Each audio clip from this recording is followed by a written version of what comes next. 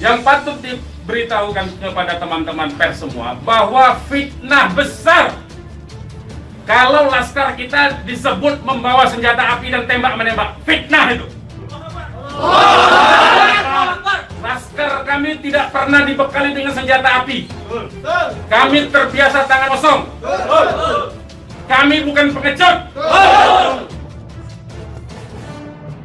Kebohongan polisi diungkap. Laskar pengawal HRS dihabisi di tempat lain. Sebelumnya mereka menculik dulu sebelum ditembak.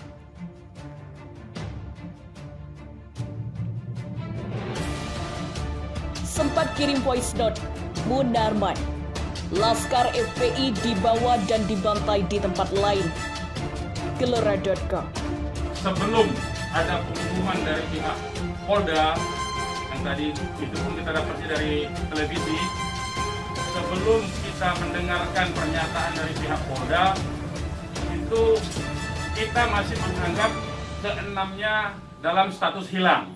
Makanya pernyataan kita yang pertama keluar itu adalah pernyataan statusnya masih dalam keadaan hilang kita sebutkan. Karena itu pernyataan dibuat pagi hari ya, sebelum kita mendengar kabar bahwa keenamnya sudah syahid. Beberapa hari yang lalu ya, memang ada beberapa pengintai di Pondok Pesantren Habib Rizik, yaitu hari Jumat ya. Hari Jumat itu ada beberapa pengintai yang ditugaskan oleh institusi resmi negara. Ya, saya tidak mau sebut. Oleh institusi resmi negara yang ditugaskan mengintai 24 jam. Mereka menggunakan drone dan peralatan canggih lainnya. Malam, yaitu hari Minggu, pukul 22.30, artinya lebih sekitar setengah 11-an ya.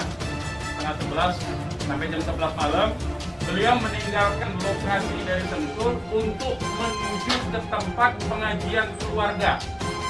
Pengajian keluarga inti. Saya mau sebutkan, pengajian subuh ya. Pengajian subuh keluarga inti. Jadi tidak melibatkan pihak mana-mana pun juga. Dengan 4 mobil keluarga. Di dalam mobil ada istri, beliau ada anak dan ada menantu. Artinya ada perempuan di dalam mobil itu. Dan ada cucu beliau. 2 orang masih bayi, 3 orang balita. Ya. Jadi di rombongan Habib Rizik itu ada balita, ada bayi dan masih belum 1 tahun dan ada balita. Itu yang saya mau tegaskan. Jadi ini adalah perjalanan keluarga biasa. Di dalam perjalanannya lebih kurang pukul 12.30 atau setengah 1 malam, rombongan beliau dengan dikawal. Beliau menggunakan keluarga menggunakan 4 kendaraan roda 4 dan dikawal oleh 4 mobil juga oleh laskar. Ya. Nah di dalam perjalanan ada orang yang menguntit sejak dari keluarnya beliau dari Sentul itu. Ya. Terus dikuntit dan akhirnya para penguntit ini berusaha memotong entah apa tujuannya.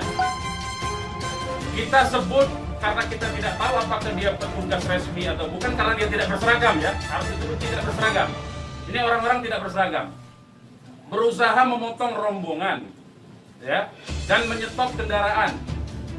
Nah, para pengawal tentu saja bereaksi untuk melindungi, ya, untuk melindungi Imam Besar Habib Rizik Syihab.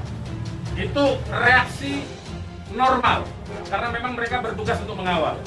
Reaksi normal. Yang patut diberitahukan kepada teman-teman pers semua bahwa fitnah besar kalau laskar kita disebut membawa senjata api dan tembak-menembak. Fitnah itu. Laskar kami tidak pernah dibekali dengan senjata api. Kami terbiasa tangan kosong.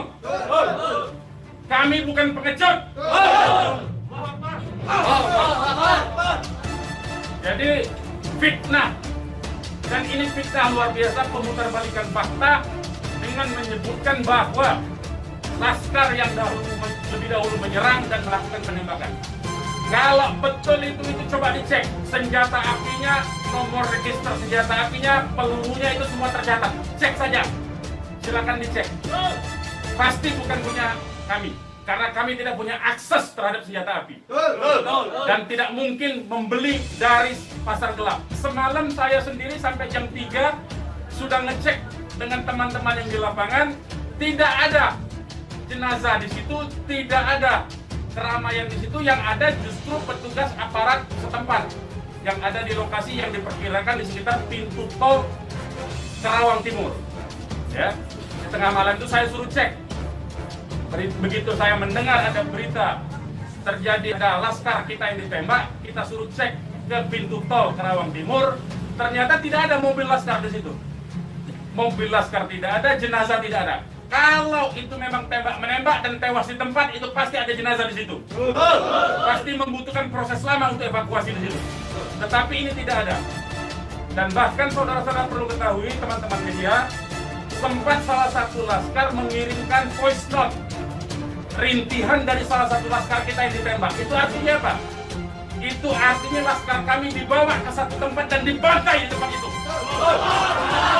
Dibantai di tempat lain. Itu artinya.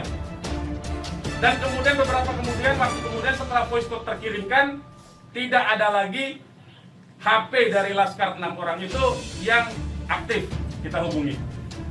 Kita sudah cari sampai pagi tadi, sampai siang tadi sebelum pengumuman dari pihak Polda, kita sudah cari kemana-mana, ke rumah sakit kita cari, ke kantor polisi kita cari, karena kita anggapnya itu orang hilang. Dan ternyata kemudian ada pengumuman bahwa seperti yang dinyatakan fitnah, yang menyatakan tembak-menembak itu. Ya, nah jadi sekali lagi saya mau katakan tidak betul. Ya, berdasarkan fakta-fakta dan kronologi yang saya sampaikan bahwa terjadi tembak-menembak dan laskar memiliki senjata api itu tidak betul sama sekali. Itu fitnah besar.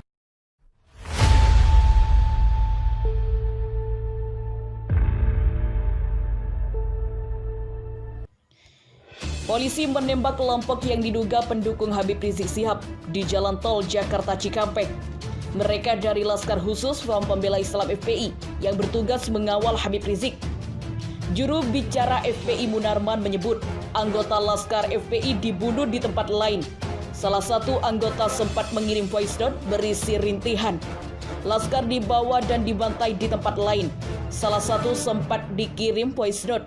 Setelah voice note, tidak ada HP yang aktif, kata Munarman Senin 7 Desember 2020. Sebelumnya, Kapolda Metro Jaya Irjen Fadil Imran mengatakan polisi terpaksa menembak karena diserang oleh beberapa orang dari kelompok tersebut. Mereka, kata dia, menyerang menggunakan senjata tajam dan senjata api. Kemudian petugas melakukan tindakan tegas dan terukur yang mengakibatkan 6 orang penyerang meninggal dunia dan 4 orang melarikan diri, kata Irjen Fadil. Munarman, polisi cari pembenaran dengan melakukan pembohongan.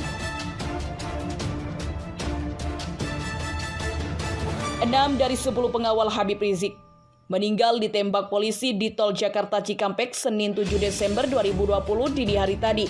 Kapolda Metro Jaya Irjen Fadil Imran mengatakan, ke-6 pengikut Habib Rizik dipaksa ditembak karena melakukan perlawanan. Menanggapi kejadian tersebut, Sekretaris Umum Front Pembela Islam FPI Munarman mengatakan, kejadiannya tidak seperti itu yang dikatakan polisi. Polisi mencari pembenaran dengan melakukan kebohongan terhadap publik. Fakta di lapangan bukan mobil polisi yang dipepet mobil FPI, tapi mobil rombongan FPI Nopol B2152 TBN yang dipepet. Mobil warna abu-abu itu pintu depan kiri penyok, kata Munarman Senin siang. Mengenai senjata tajam, golok celurit besi itu adalah milik polisi yang dimasukkan ke dalam mobil anggota FPI. Setelah mobilnya dipepet dan ditembak, saya bersumpah tidak ada satupun yang melawan dengan senjata tajam, katanya. Itu adalah pembantaian. Dalam bahasa hak asasi manusia itu disebut ekstrajudisial. Tentu hal tersebut harus dipertanggungjawabkan secara hukum dari pihak yang melakukan pembunuhan, kata Munarman. Menurut Munarman, ke-6 korban meninggal adalah anggota Laksus Madar FPI DKI yang mengawal Habib Rizik yang akan mengisi pengajian internal keluarga. Sesampainya di pintu tol Karawang Timur, tiba-tiba dipepet mobil tak dikenal sambil menodong senjata api. Sementara Habib Rizik yang berada di mobil lain selamat dan diamankan Laskar FPI, katanya. Dalam pernyataan sikap pucuk pimpinan FPI atas kejadian ini disebutkan, saat ini Habib Rizik diamankan di suatu tempat demi kemaslahatan dan beliau, FPI, akan melaporkan dan disebutkan sebagai pembantaian itu Komnas HAM. Nama-nama laskar yang ditembak mati itu: pertama Faiz, kedua Ambon, ketiga Andi, keempat Reza, kelima Lutfil, keenam Gaddafi. 6 laskar pengawal Habib Rizik yang tewas disebut punya senjata api. FPI, fitnah besar. 6 laskar Front Pembela Islam FPI yang tewas ditembak polisi disebut terlebih dahulu menembak polisi dengan senjata api. Menanggapi itu, Sekretaris Umum Sekum FPI, Munarman, menyebut bahwa pernyataan tersebut merupakan sebuah fitnah yang patut diberitahukan kepada teman-teman bahwa fitnah besar.